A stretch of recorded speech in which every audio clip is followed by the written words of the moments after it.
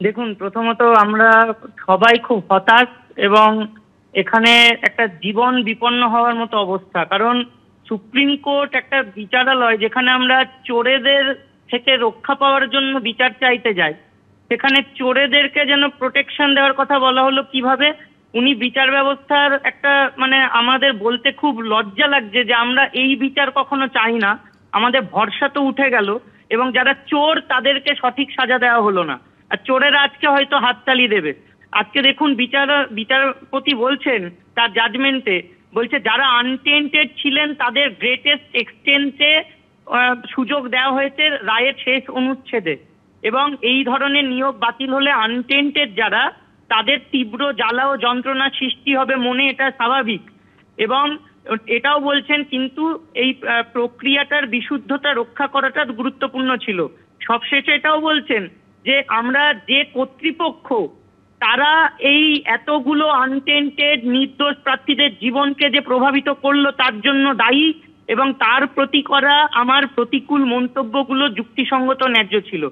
উনি বারবার বলতে চাইছেন যে আমরা আনটেন্টেড, আমাদের প্রতি একটা অন্যায় হচ্ছে মানছেন, আবার যে নিয়োগ অথরিটি তাকে শুধুমাত্র কটা প্রতিকূল মন্তব্য করেই তিনি ছেড়ে দিলেন, অথচ শাস্তি তো আমাদের হলো।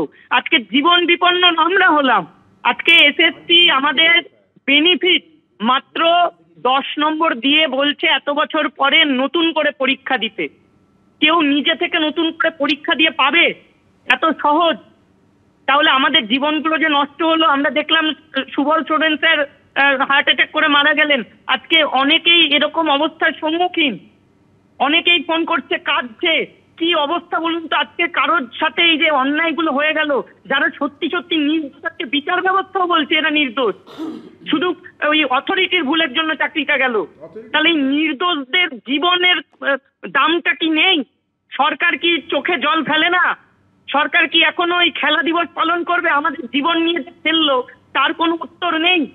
আমাদের জীবনগুলো সঠিক পথে পরিচালনা করার দায়িত্ব এই সরকারের এবং এই বিচার ব্যবস্থার। আমাদেরকে এসএসসি কিভাবে এই প্রতিকূল পরিস্থিতি থেকে বাঁচিয়ে আনবে সেটা এসএসসি নিজে ঠিক করুক। এসএসসির উচিত ইমিডিয়েটলি আনটেন্টেডদের কথা, বিচারপতি বারবার যাদের কথা বলছেন যে তাদের কোনো দোষ নেই, সেই নির্দোষদের জন্য কি পদক্ষেপ নেওয়া যায় এসএসসি কে নিতে হবে। নালে এতগুলো জীবনের দায়ভার কিন্তু সরকারকে নিতে হবে। কোনো অঘটন ঘটলে তার দায়ভার কিন্তু সরকারকে নিতে হবে। অনেক ধন্যবাদ চিন্ময় বাবু আমাদের সঙ্গে কথা বলার জন্য। একটা বড় খবর, 26,000 চাকরি বাতিল নিয়ে রাজ্য সরকারের যে রিভিউ পিটিশন সুপ্রিম কোর্টে খারিজ হয়ে গেল। রাজ্য সরকার এবং এসএসসি রিভিউ পিটিশনের আর্জি খারিজ করে দিল সুপ্রিম কোর্ট। মহামান্য বিচারপতি সঞ্জয় কুমার এবং বিচারপতি সতীশ চন্দ্র শর্মার যে ডিভিশন বেঞ্চ এই যে রাজ্য সরকারের আর্জি তা খারিজ করে দিয়েছে। 3রা এপ্রিল 2016 সালের পুরো প্যানেল বাতিলের যে নির্দেশ সর্বোচ্চ আদালতের, তা পুনর্বিবেচনার আর্জি জানানো হয়েছিল রাজ্য সরকারের তরফে, যেটা খারিজ হয়ে গিয়েছে। অর্থাৎ পুরো প্যানেল বাতিল করে নতুন করে নিয়োগের যে নির্দেশ দেয় সর্বোচ্চ আদালত সেটাই থাকছে। রায় পুনর্বিবেচনার আর্জি খারিজ। সৌভিক মজুমদার আমাদের প্রতিনিধি আরো বলবেন বিস্তারিত এই নিয়ে। সৌভিক, দেখো, রায় পুনর্বিবেচনার জন্য সরকারের তরফ থেকে, স্কুল সার্ভিস কমিশনের তরফ থেকে এবং চাকরিহারা শিক্ষকদের তরফ থেকে যে প্রায় 200টির কাছাকাছি রিভিউ পিটিশন দাখিল করা হয়েছিল, তার প্রত্যেকটি আজকে মহামান্য সুপ্রিম কোর্টের তরফ থেকে খারিজ করা হয়েছে। এবং সুপ্রিম কোর্টের যে পর্যবেক্ষণ, সেই পর্যবেক্ষণ অত্যন্ত গুরুত্বপূর্ণ।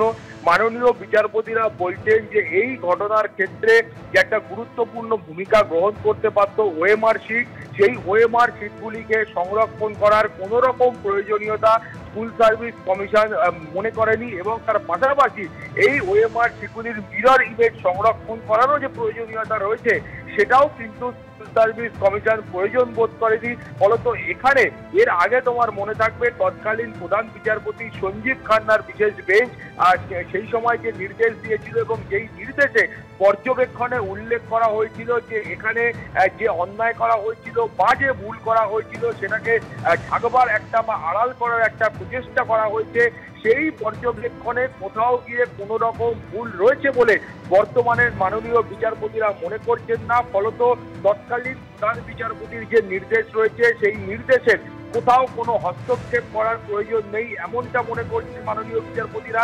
তার পাশাপাশি তারা বলছেন যে সেই সময় মূল যে নির্দেশ অর্থাৎ ৩রা এপ্রিলের যে নির্দেশ ছিল সেই নির্দেশনামায় একাধিক বিধিবদ্ধ সংস্থা অর্থাৎ স্কুল সার্ভিস কমিশন, রাজ্য সরকার এই সমস্ত সংস্থা সম্পর্কে সুপ্রিম কোর্টের যে পর্যবেক্ষণ ছিল সেই পর্যবেক্ষণ উপযুক্ত পর্যবেক্ষণ এবং সেই পর্যবেক্ষণকে ডিলিট করার কোনো প্রয়োজন রয়েছে বলে বর্তমানের মাননীয় বিচারপতিরা প্রয়োজন মনে করছেন না। ফলত সরকারের তরফ থেকে এই এসএসসি মামলায় যে রিভিউ পিটিশন করা হয়েছিল তার প্রত্যেকটি আজকে বাতিল করা হলো।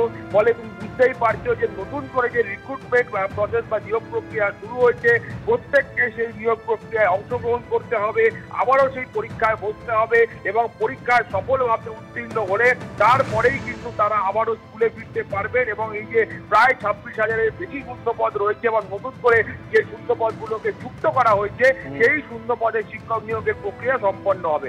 আমি আরেকবার সৌভিক তোমার কাছে জানতে চাইবো, অত্যন্ত গুরুত্বপূর্ণ এই মুহূর্তের সব থেকে বড় খবর যে 26,000 চাকরি বাতিলের সুপ্রিম কোর্টের রায় পুনর্বিবেচনার জন্য যে রাজ্য সরকারের তরফে একাধিক আবেদন করা হয়েছিল, রিভিউ পিটিশন দাখিল করা হয়েছিল, সব কটা আজকে খারিজ করে দিয়েছে সর্বোচ্চ আদালত। সৌভিক, দর্শকদের আরেকবার জানাও এই খারিজ করতে গিয়ে কোর্ট কি বললো, কোন কোন গুরুত্বপূর্ণ অবজারভেশন আজকে ছিল কোর্টের? দেখো, প্রথমেই তোমাকে বলবো যে এই ধরনের যে রিভিউ পিটিশন সেই রিভিউ পিটিশন প্রাথমিকভাবেই সুপ্রিম কোর্টের মাননীয় বিচারপতিরা তাদের যে চেম্বার রয়েছে সেই চেম্বারে তারা এই বিষয়গুলো বিবেচনা করে দেখেন এবং তারপর তারা সিদ্ধান্ত নেন যে এই মামলাগুলির ক্ষেত্রে কতটা আর্গুমেন্টের প্রয়োজন রয়েছে বা কতটা পূর্ণাঙ্গ শুনানির প্রয়োজন রয়েছে বা বিস্তারিত বিচার প্রক্রিয়ার প্রয়োজন রয়েছে সেটা তারা খতিয়ে দেখেন এবং তারপরেই তারা কিন্তু সেই মামলা সম্পর্কে সিদ্ধান্ত নেন। ফলে আজকের এই যে রিভিউ পিটিশনগুলো রয়েছে সেই সম্পর্কে সুপ্রিম কোর্টের মাননীয় বিচারপতিদের পর্যবেক্ষণ খুবই স্পষ্ট যে তারা মনে করছেন না যে এর আগে সুপ্রিম কোর্ট এবং হাইকোর্টে যে একাধিক পর্যায়ের এই এসএসসির নিয়োগ দুর্নীতি মামলার শুনানি হয়েছে, রায়দান হয়েছে, সেগুলো নিয়ে আবারও প্রথম থেকে পূর্ণাঙ্গ শুনানির কোনো প্রয়োজন রয়েছে। নতুন করে সরকারের তরফ থেকে বা কমিশনের তরফ থেকে কোনো ধরনের পয়েন্ট সেটাকে সামনে নিয়ে আসা হবে, কোনো ধরনের যুক্তিকে খাড়া করা হবে, সেইগুলিকে শোনবার কোনো প্রয়োজনীয়তা রয়েছে এমনটা কিন্তু সুপ্রিম কোর্টের এখনকার মাননীয় বিচারপতিরা মনে করছেন না। ফলত সেই কারণেই তারা এই যে সুপ্রিম কোর্টে প্রায় 200টির কাছাকাছি রিভিউ পিটিশন দাখিল করা হয়েছিল তার প্রত্যেকটি খারিজ করা হয়েছে। ফলে সুপ্রিম কোর্টের 3রা এপ্রিল এবং সেই 3রা এপ্রিলের মূল নির্দেশের পরে 17ই এপ্রিল যে নির্দেশ দেওয়া হয়েছিল সেই নির্দেশগুলি কিন্তু বহাল থাকছে। অর্থাৎ তোমার মনে থাকবে যে 3রা এপ্রিল যে নির্দেশ দেওয়া হয় যার মাধ্যমে 26,000 চাকরি বাতিল করা সহ একাধিক পয়েন্টে নির্দেশ দেওয়া হয় এবং তারপরে স্কুল সার্ভিস কমিশন এবং উচ্চশিক্ষা পর্ষদের তরফ থেকে তারা ফের সুপ্রিম কোর্টে যান এবং গিয়ে তারা বলেন যে এই মুহূর্তে যদি প্রত্যেক শিক্ষককে স্কুল থেকে বের করে দেওয়া হয় সেক্ষেত্রে পশ্চিমবঙ্গের যে শিক্ষা ব্যবস্থা রয়েছে সেই শিক্ষা ব্যবস্থা সংকটের মুখে পড়বে।